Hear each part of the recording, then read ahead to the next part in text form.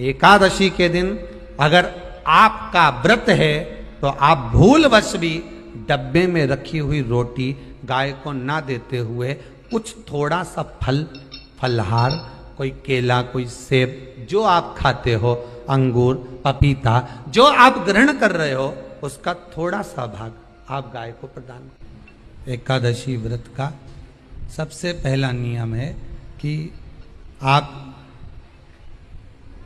जिस दिन व्रत करो उसके एक दिन पहले भक्ति का संचार इस हृदय में करो। भक्ति का संचार इस हृदय में कर लीजिए। जिस दिन आप व्रत करो, जैसे एकादशी का व्रत कर रहे हो तो दशमी के दिन शाम का समय जब आवे, रात्रि जब होने लगे, शाम का समय आवे और रात्रि का आप जब भोजन ग्रहण करो तो उस भोजन में कोई ऐसा पदार्थ ग्रहण मत करिए जिस पदार्थ के कारण आपकी एकादशी बिगड़ जाए।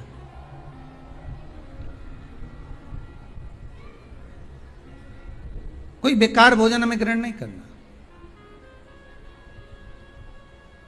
श्रेष्ठ भोजन ग्रहण करिए दशमी के दिन। पीपल के पत्ते को अगर एकादशी और द्वादशी के दिन एक तांबे के पात्र में गला कर रख दिया जाए और उस पानी का आचमन 3 बार करा जाए तो जिसकी नाड़ियां चोक भी हो जाती है, डॉक्टर बोले इसका बाईपास करना पड़ेगा, उसको केवल 3 आचमन पानी एकादशी और द्वादशी को पीपल के पत्ते का कराया जाए तो अंदर की नाड़ियां भी खुल जाती हैं। पीपल के पत्ते का इतना प्रमाण हमारे विष्णु पुराण में वर्णन है। जैसे चर्म रोगधारी व्यक्ति होता है ना, जिसकी चमड़ी सफेद पड़ जाती है, तो उसको क्या करना चाहिए?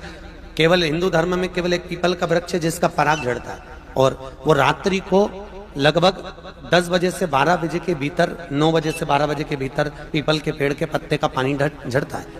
उसके नीचे थाली रख देना चाहिए और उस थाली में पीपल के पेड़ के नीचे रख दो और उसका पराग जब झड़ जाए वो पानी को बाल्टी में धो लो और धोने के बाद थाली को उस पानी से 15 दिन, 8 दिन, 20 दिन स्नान करिए। धीरे धीरे चर्म रोग समाप्त हो जाता है। सफेद जो चमड़ी पड़ी वो वापिस अपने रंग में आना चालू हो जाती है।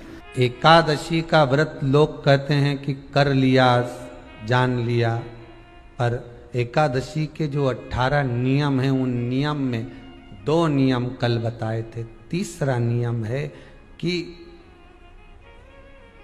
शिव की आराधना हो, कृष्ण की आराधना हो, भगवत स्मरण हो। दशमी, 11 और द्वादशी, दशमी, एकादशी और द्वादशी। एकादशी का व्रत दशमी की रात्रि को जो आप भोजन करें वो सात्विक करें। एकादशी के दिन भोजन ना करें, अन्न का भाग ग्रहण ना करें। अन्न का भाग ग्रहण ना करें।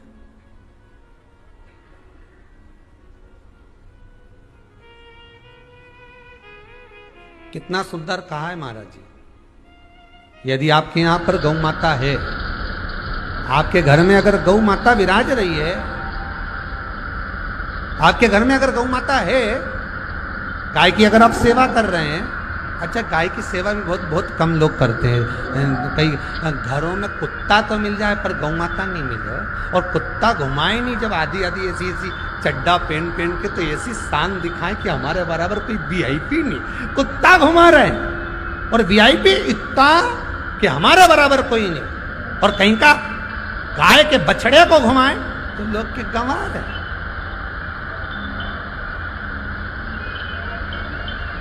कोई अगर गौ माता को घुमाने के लिए ले जाए, गाय को पकड़कर घुमाने के लिए ले जाए, शहर में गाय के बछड़े को घुमाने के लिए जाए तो लोग कहते हैं गंवार है, और कुत्ता घुमाए तो वीआईपी।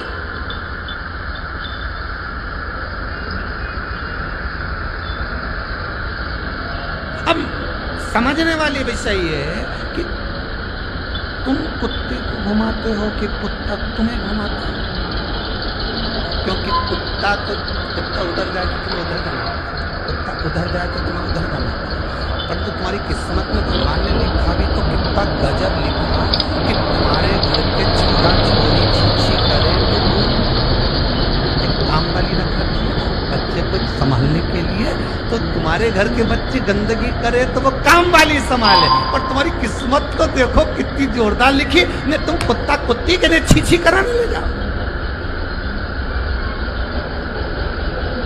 अरे सुबह से उठ के माला लेके जाओ कि कुत्ता उनके छी करा,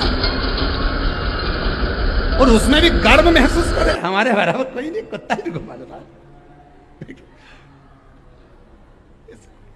अरे दादा, इनके देख के दया आए, सुबह सुबह हम भी जाएं मॉर्निंग वॉक करने पर इनके देखें तो भगवान से प्रार्थना करते, क्या करा था इनने अपने पूर्व समय में जो कुत्ते को छी करा रहे। इन्हें पूर्व समय में कौन सा पाप करा था भोलेनाथ,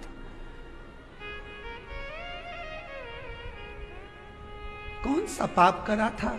अच्छा, 3 बार गरुड़ पुराण भी पढ़ के देख ली, उसमें नहीं मिला कि ये कुत्ता उनके छी करा, इनने पाप कौन सा करा था पुराना जमाना के, उसमें नहीं निकल। अब पढ़ेंगे कहीं स्कंद पुराण वगैरह में से ढूंढ के लाना पड़ेगा। 2-4 कथा के बाद तो बता ही दूंगा कि कौन सा पाप किया था जो ये कुत्ता की छी। कितना सुंदर लिखा है धेनु मानस में। गीता प्रेस गोरखपुर की गौ अंक को निकालकर पढ़िए कल्याण का, उसमें लिखा है ब्रह्म मुहूर्त में सुबह के समय पर गाय की पूंछ को पकड़कर या गाय की रस्सी को पकड़कर जो 2 कदम भी चल लेता है, उसके लिए भगवान विष्णु बैकुंठ का मार्ग और कुबेर का मार्ग प्रशस्त कर कर खोल देता। जरा पढ़िए, धेनु मानस को पढ़िए, गौ अंक पढ़िए, गीता प्रेस गोरखपुर का कल्याण का अंक निकाल कर पढ़िए कि गाय का मात्र रस्सी पकड़कर 2 कदम चलने वाले के लिए मार्ग प्रशस्त हो जाता है। पर वो कुत्ता घुमाए तो VIP, और तुम गाय घुमाओ तो गवार है, इनमें तो अक्कल ही नहीं। बता, कई घुमाए।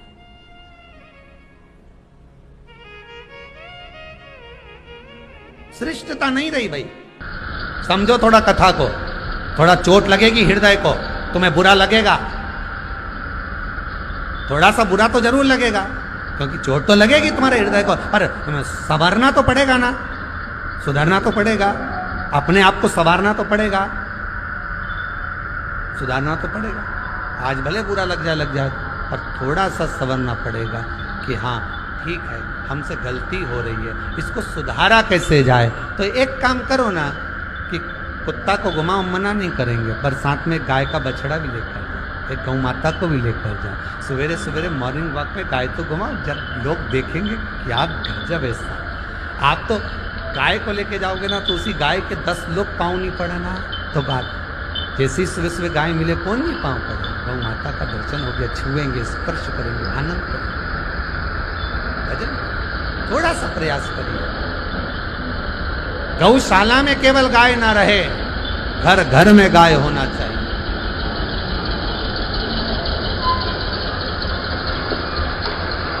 यहाँ पर 3 नंबर का जो 4 नंबर का जो उपाय बताया है, उपवास करने का जो नियम बताया, उसमें वर्णन किया।